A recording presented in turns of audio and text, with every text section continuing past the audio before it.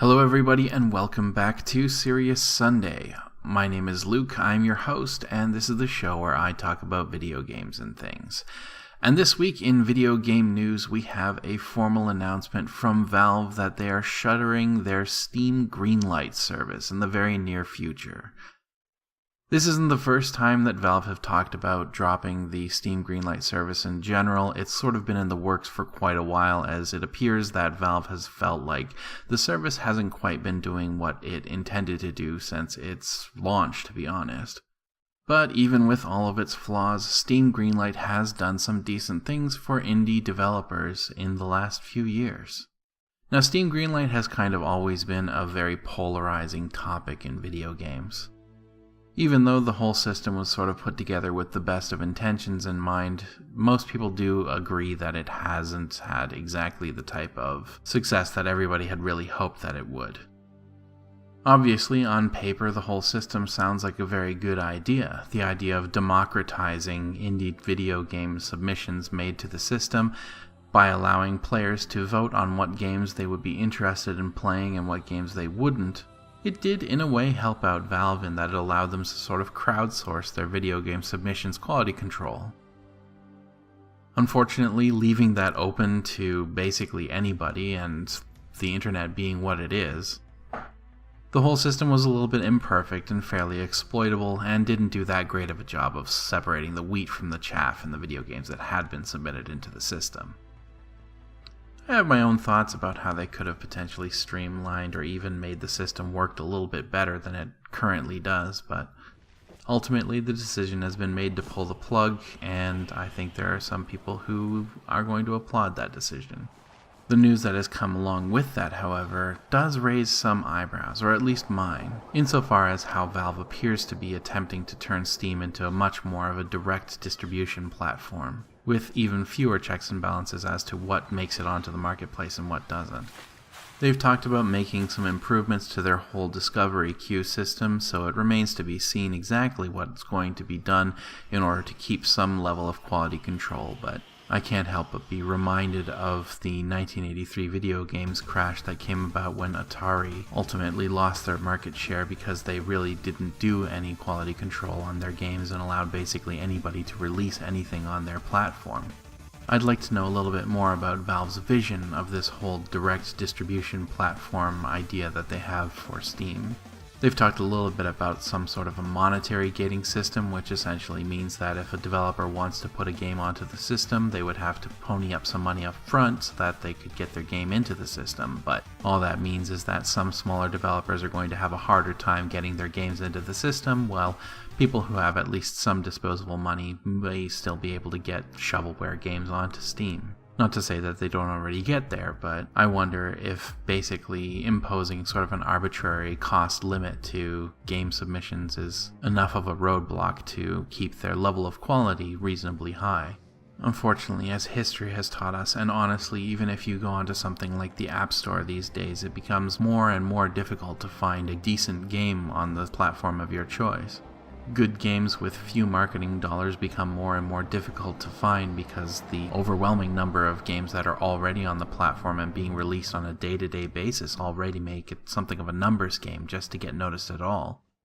I'm not saying that every single game needs to be specifically vetted in order to get onto the platform. Prior to the introduction of Steam Greenlight, it was notoriously difficult for non-established developers to get anything onto Steam just because they were difficult to get a hold of. And that meant that it was even more difficult to get something looked at and therefore to get onto the platform at all. So from that perspective, Steam becoming a much more open market to allow any indie developer to release on the platform has had a positive impact for some independent developers. But as cynical as it may sound, without some amount of quality control, a platform will begin to get mired deeper and deeper with way too much bad content. It's what happened to Atari in the early 1980s, and it's what's happening to the App Store and even Google Play right now. Unfortunately, vetting content is a difficult process. Having worked previously in a publisher directly with Microsoft, Sony, and so on, It's a difficult and involved process, although it does lead to demonstrably good results, insofar as having some human eyes on the game that are trained to know what makes a good game and what doesn't make a good game does lead to keeping the platform clean, in a manner of speaking.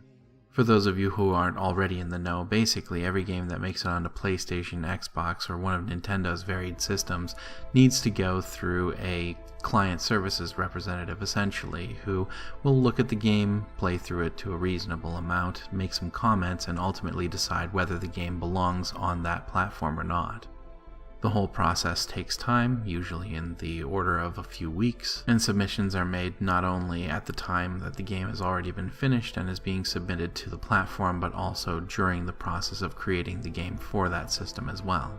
I'm not necessarily advocating that everybody pitch their game to Valve before they even get it onto the Steam platform, but perhaps some form of trusted early access reviewer system might work. I honestly don't know, I'm just talking out of the top of my head at the moment. But there are conceivable ways to keep the human touch in an otherwise mostly automated system, as Steam seems to be sort of moving towards. Considering its already massive market share and the fact that basically everybody who plays on PC already has a Steam account and most of their games are already on the Steam platform, I don't really see the platform going away or suffering overly greatly from this decision, but there's always the danger of a tipping point of too much bad content and too little good content, and it being just way too difficult to find what you're looking for. For them, there's even monetary benefit in the whole system of doing it this way. And fortunately, thanks to the requirements of things like real in-game screenshots, gameplay trailers, and what have you, at the very least, a savvy consumer will be able to figure out what makes a good game and what doesn't, but we can't really expect every single consumer to be savvy enough to make that sort of a judgment call. The short version, however, is I have questions, basically, about how Steam is going to handle the transition from the Steam Greenlight service, which, despite having many flaws, still worked to a certain extent, to something more of an open marketplace, which, at the moment, the only major source of checks and balances that they have in order to keep the level of content quality high is a monetary barrier and their changes to their discovery queue, which at the moment are fairly nebulous. Time will tell, of course, but I'm envisioning something of a rocky start. Fingers crossed that it won't be, however.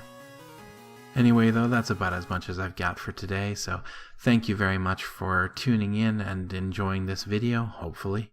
Thank you for listening to the end if you made it this far, and I do hope that you'll consider coming along and checking out more of our videos as we put them up. Thank you as always for joining me, and have yourself a great day. Take care.